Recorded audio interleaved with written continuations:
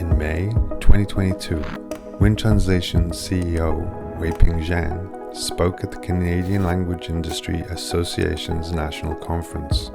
The panel presentation, Indigenous Languages, Current Challenges and Opportunities in the Language Industry, focused on issues such as training, recruitment, growth, and development of Indigenous linguists.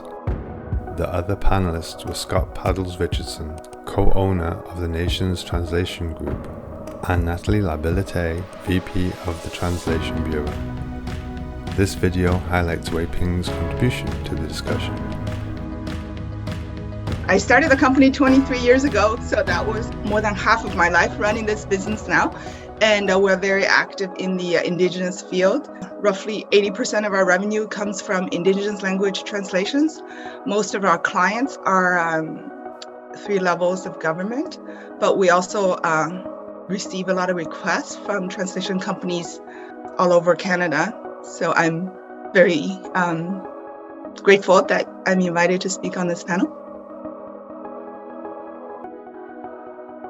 The project managers in our office that work with project managers from other translation companies, often, if we provide an estimate, this is the document, this is how long it will take, oftentimes we get a pushback saying, well, instead of, 2 weeks from now, can you have it done Friday, or can you have it done? And people want it done sooner, and they also want to know exactly when they will receive the translation. So one of the reasons I think Scott touched on, I really like that definition of Indigenous people, is people of the land. For a lot of Indigenous language linguists that do translation, translation is not their full-time profession. It's their side hustle. Their main source of income is from working with the land, on the land, fishing, hunting, and those activities are follow rhythm of the nature, so to speak, if you know what I mean. Like, for example, I know a technology consultant that, she lives in Ottawa. She regularly travels to Iqaluit to consult for the government of Nunavut. And there, if there's beluga sighting, everybody in the GN's office, maybe everybody's exaggeration, but a lot of people go hunt the beluga. And the beluga does not necessarily wait there and say, well, I need 10 more minutes to save this document and email it to my client. See you in 10 minutes, I'll be here, So, and a lot of that elements, the caribou herd, or, if you have a lot of fish, you need to transport them to a different place, or when the ice will, freeze and form a road. Those are rhythms of working with the land. So if that's their main source of income and their tradition, it's not exactly it's not exactly the same as our rhythm. When we say, well, we'll have it for you on Friday, there's no other, there's no beluga waiting, we just do it, And another aspect, I think, is also how many, like the linguistic landscape of Canadian Indigenous languages. Some of the more, like a larger language groups like Inuktitut, if you need North Baffin, I can say with confidence, you can have it in a day or two, things like that.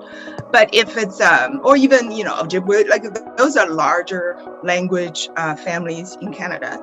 But if you need Oneida, it's going to take longer, If you need Gwich'in, it's going to take longer. I think we typically, because we specialize and we spend so much resources in recruiting, retention, project management support for translators. So we have a strong relationship with a lot of the translators in many languages. So we can usually get a good estimate, and we usually have at least 2 or 3 translators in each. So I would say, like I said, for Inuktitut, it's much more easy to give a firm date. In other languages, it's more difficult. but clients usually understand. I said earlier, in some, like in Mi'kmaq or other languages, the preservation of the language is really a reality, For example, in Ontario, there's an Indigenous language called Oneida. And I think there's about 200 speakers left of Oneida. And every time, if you have a one page to be translated, it will take about a month. And once the translation is done, the language keepers of Oneida would have to sit in a circle and do a circle of discussion before they can deliver the translation. So you're talking about, one month for a page and more if it's longer. So, if we use the traditional criteria, a translator can translate 2,000 words per day and reviser can do, 10,000 words per day, and you apply that to Indigenous languages, people often are very frustrated. But I think, it's just a matter of looking at it from a broader context and understanding and being empathetic of how construct of time is really a result of the culture. So if we bring that understanding and also educate our end clients, they do understand. I recently read an article and it said something like average, like a leader on average under communicate by a factor of 10. So if we can think of, our client advisors, our project managers, our business development people, if we consider those are leaders, if we can visualize us under communicating, then communicating more would be the antidote to that problem. And, I'm a backup speaker to this panel. I was only notified 2 days ago to come on this panel. But funny enough, we were just starting to, in a video production process, to start a video on the cultural construct of time in the context of Indigenous language translation. So I think my personal take is that you use storytelling, you use different forms of communication channels, and you just try to communicate 10 times more than you normally would. I think this is, a question that's, if you go to any translation conference, like if somebody's coming from outside of the industry, they always ask, do you speak 100 languages? And, people always want to know, like, are you the translator? And then obviously in the Indigenous space, finding resources is it's a very important task. I would say we, dedicate resources. We've always had a dedicated recruiter for Indigenous languages. And I think another aspect perhaps is more holistic, because finding the translator and having a name is only the first step. And having like that person, that linguist, maybe that's the one translator out of a language that has 800 speakers left. And having, that person agree to accept work from you and deliver to you is a different challenge. So we've had to re-engineer our entire business process to make it friendly for Indigenous translators to work with us. Like a lot of translators, for example, they want to be paid like as soon as they deliver the translation. Some want to be paid before the translation starts. And the most will wait, they'll probably wait a week, So we've had to make changes to our business process so that we could pay the translators the way they want to be paid. I think sometimes it also has to be looked at with some nuances. Scott gave the example earlier, like the elder that could translate, but he couldn't keyboard.